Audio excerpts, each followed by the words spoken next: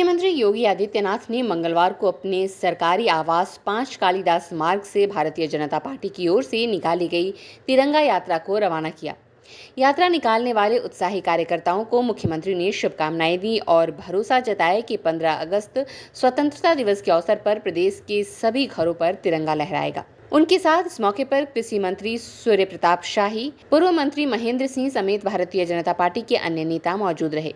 यात्रा रवाना करने से पहले मुख्यमंत्री योगी आदित्यनाथ ने अपने संबोधन में कहा कि 2 साल पहले आजादी के अमृत महोत्सव से जुड़कर 5 प्रण का संकल्प लिया था। हर घर तिरंगा के माध्यम से भारत के आन बान शान का प्रतीक तिरंगा लहराने का काम किया था। 2022-23 में उत्तर प्रदेश में 5 करोड़ से अधिक घरों पर तिरंगा लहराने का कीर्तिमान स्थापित किया गया था। बीते साल भी अमृतकाल के प्रथम वर्ष में उत्तर प्रदेश में लगभग 4.5 करोड़ घरों पर तिरंगा लहराया था। सीएम योगी ने कहा कि प्रधानमंत्री मोदी के आह्वान पर इस साल उत्तर प्रदेश सरकार ने हर घर तिरंगा का संकल्प लिया है।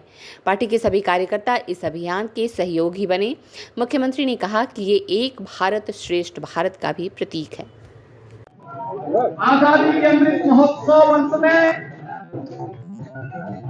हर घर तिरंगा के माध्यम से भारत के आन बान और शान के प्रतीक तिरंगा को हर पल लहराने का कार्य किया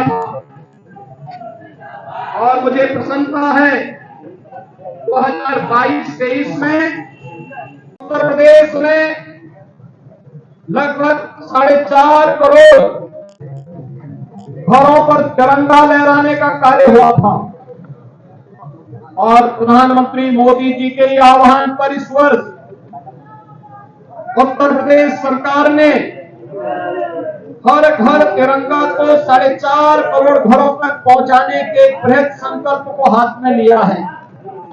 शुरुआत हुई है इस मौके पर कार्यक्रम चलने वाला है। बहुत उत्साहित है और हर किसी के मन में उत्साह उमंग है।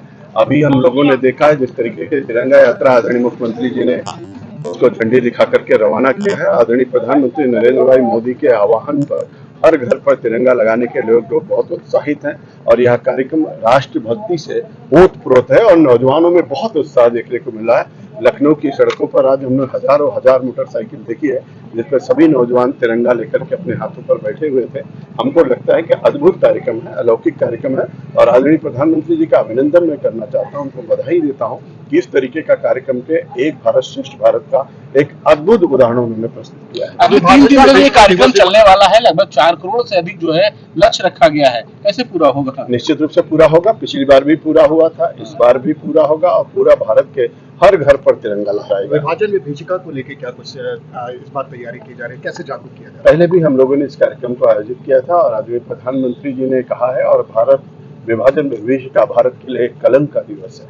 हम सब लोग सबको उसको बताएंगे और नौजवानों को जागृत करेंगे और जिस तरीके से भारत का विभाजन हुआ, विभाजन के बाद लाखों लाख लोग बेघर हुए, 1.5 करोड़ लोग कम से कम उसमें बेघर हुए थे और लगभग 9 से 10 लाख लोग उसमें मारे गए थे और इसको याद भी दिलाएंगे और उनको श्रद्धांजलि भी अर्पित करेंगे और इसलिए भारत विभाजन विभीषिका दिवस को भी अच्छे ढंग से पार्टी और बाकी सब लोग मिलकर के मनाएंगे।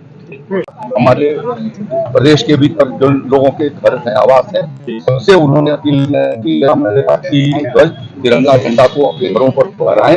आदरणीय प्रधानमंत्री मोदी जी ने भी इस बात का आह्वान किया है कि हर घर तिरंगा लहरे और हमारे देशवासियों का एक कर्तव्य भी होता है कि बहुत सैकड़ों वर्षों के संघर्षों के बाद हमारा देश आजाद हुआ और इसके लिए लाखों लोगों ने अपने जीवन की आत्माहुति किया है, बलिदान हुए हैं, शहादत की है। तो उन सबके सम्मान और स्मरण के लिए देश हमारा एक रहे, अखंड रहे और श्रेष्ठ देश बने। एक भारत और श्रेष्ठ भारत की परिकल्पना के बारे में मुख्यमंत्री ने चर्चा किया। आदरणीय प्रधानमंत्री जी बार बार कहते हैं कि हम सब लोगों के लिए नेशन फर्स्ट है और नेशन फर्स्ट का ये हमारा प्रतीक एजेंडा है। तो इसको लेकर के आज हमारे भारतीय जनता पार्टी के युवा कार्यकर्ताओं ने, भारतीय जनता पार्टी के पदाधिकारियों ने और एक तरीके से विद्यार्थियों ने, छात्रों ने, जन जन के भीतर आज वो उमंग और उत्साह आजादी के प्रति है। तो उसको घर घर तक पहुंचाने का, इस संदेश को पहुंचाने के लिए तिरंगा अगले 3 दिन तक का भी बताने का काम किया जाए। जो विभाजन हुआ था उसकी भी क्या कहने विभीषिका बताने का बताया अभी मैंने ना कि विभाजन की विभीषिका यह एक ऐतिहासिक और सत्य है कि वह क्रूर एक तरीके से दिवस था जब हमारे देश को खंडित करना पड़ा और उस समय के नेतृत्व के कमजोरियों की वजह से हमारा देश खंडित हुआ और परिणाम स्वरूप लाखों की संख्या में लोगों की जीवन जो है उसका असमय कालकल्पित में साथ साथ में करोड़ों लोगों का निर्वासन होना पड़ा। अपने घर से, संपत्ति से, जायदाद से, गांव से छोड़ करके शरणार्थी के रूप में उनको हटना पड़ा, वहां से आना पड़ा और इस नाते वह फिर कभी इतिहास के भीतर दोहराया न जा सके, इसलिए वह विभाजन विभीषिका के रूप में भारतीय जनता पार्टी हम मनाते हैं और लोगों को याद कराते हैं कि कितना हमें राष्ट्रीय चेतना के प्रति सजग रहना चाहिए। एक देश की एकता अखंडता को मजबूत करने के लिए हमें कोशिश करना चाहिए। ठीक है सर।